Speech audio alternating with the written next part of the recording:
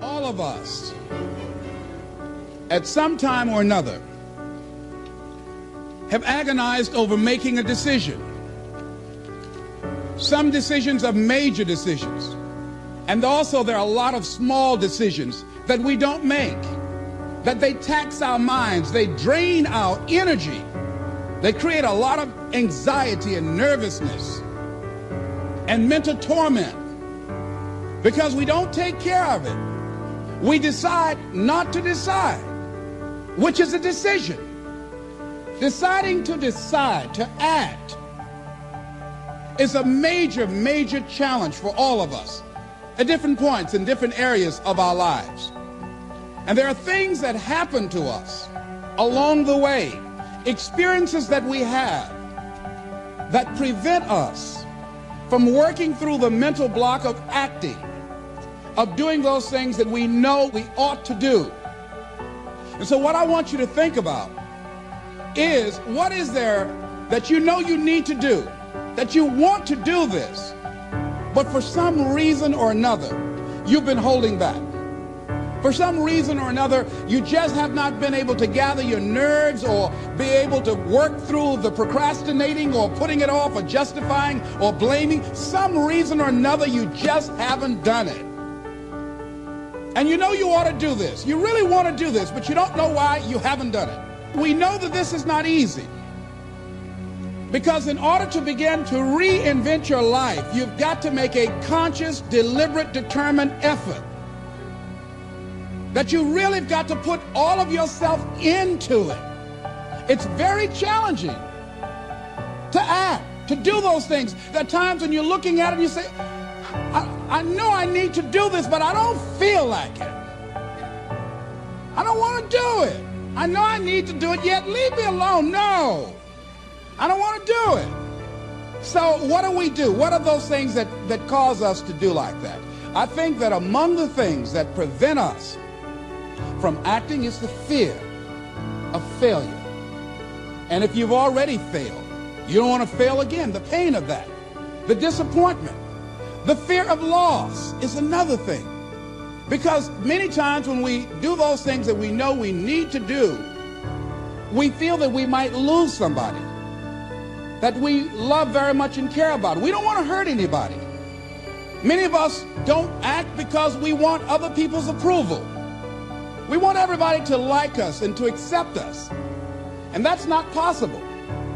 Many of us don't do the things that we want to do and don't act because of lack of self-confidence. We don't believe enough in ourselves. There are many reasons why we don't act. There are other things, though, that affect us. Is that not wanting to take personal responsibility. We want somebody else to do it. And many times we pick up our inability to do certain things from people that we love, people that we admire. We identify with them, and we live in the context of their ideas, their opinions, and their life patterns. We buy into it unconsciously. But there's some people, it takes that kind of crises to bring them into reality in order for them to act in their own best interest. Some people have to hit rock bottom in order to rise. I don't know why. You want to begin to look out on your life and what you want for you. And I think that when we begin to focus in the area of what does it take for us to act, I think we can say events can inspire us to act. That particular event in his life, circumstances. See, life also are things that can inspire us to act. See, we don't have the courage, and that's what it takes, courage. It takes guts to do that which you know you need to do. If you don't have the courage to act, life many times will move on you and make you act. Life will whoop your butt so bad.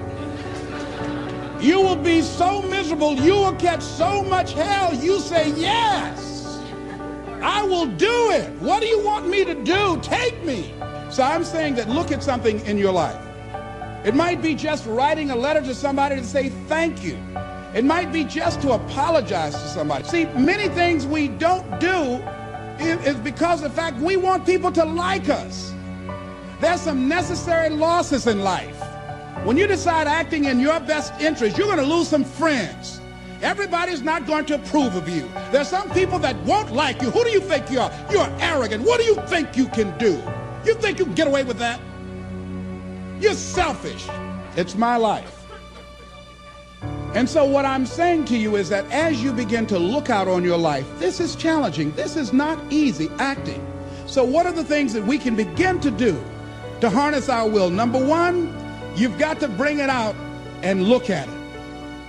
You've got to take the power out of it. You've got to expose it to the truth. And the truth is that it has no power over you. So write down something you want to act on, but for some reason that you've been holding back, and look at it. The next thing is, ask yourself the question, is it helping you to continue to put it off? If it's an asset for you to continue to procrastinate, then continue to do that. But if it's a liability for you, if it's causing you some mental and some emotional challenges, or perhaps a financial problem, look at that. Examine that for what it is. Next step, ask yourself, what's blocking you? What's preventing you from acting? Why don't you have the courage to handle that? Why won't you face that? What are you running away from? What kind of avoidance behavior are you engaged in? So what is the worst thing that can happen? I want you to visualize that, experience that, feel the nervousness and the discomfort. And the more you run it in your mind, the less power that it will have. Next is, how will you feel after taking this action?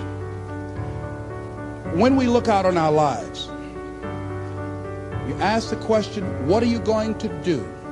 Look at, as you think about this that you know you need to handle, what are you going to do? And then write down 3 strong reasons on why you know you must take action. And be explicit and descriptive in your reasons, because your reasons have power. Your reasons will drive you. When you have doubt, when your faith becomes weak, your reasons will fortify your faith. When you have an inner conversation, say, no, don't do that. Your reasons will become your rod and your staff to comfort you, to take you through those challenging moments. So write down your reasons. And what you will find, that when you decide to act, when you decide to take life on, and let me warn you, it can be painful, it will be uncomfortable, and that's where the growth is. When you're uncomfortable, when you're stretching out, when you're taking life by the collar, you're going to get thrown to the ground again and again and again. But when you have determination, and you know that what you're doing is right, it gives you your life, it gives a special meaning and power to you, you will have some power from on high. You will discover some things about yourself that will begin to electrify your personality. You'll begin to discover some things about you that you don't know you've got when you put yourself in that type of challenging situation. It's a wondrous thing that a decision to act releases energy in the personality. For days on end, a person may drift along without much energy, having no particular sense of direction and having no will to change. Then something happens to alter the pattern. It may be something very simple and inconsequential in itself, but it stabs awake, it alarms, it disturbs. In a flash, one gets a vivid picture of oneself, and it passes. The result is decision, sharp, definitive decision. In the wake of the decision, yes, even as a part of the decision itself, energy is released. The act of decision sweeps all before it, and the life of the individual may be changed forever. When you decide to make decisions, to act, you begin to access power within you that will increase your self-esteem, that will increase and enhance your personal power, that puts you in charge of life. And life has a whole new meaning for you. There's a sense of personal freedom Doesn't mean you're not going to have any struggles. Doesn't mean that you're not going to have any challenges. Doesn't mean that you're not going to suffer any defeats. No, doesn't mean that. But what it does mean, that you're putting yourself in the position to grow. You're putting yourself in line with your higher calling and your higher self. And that's what life is about.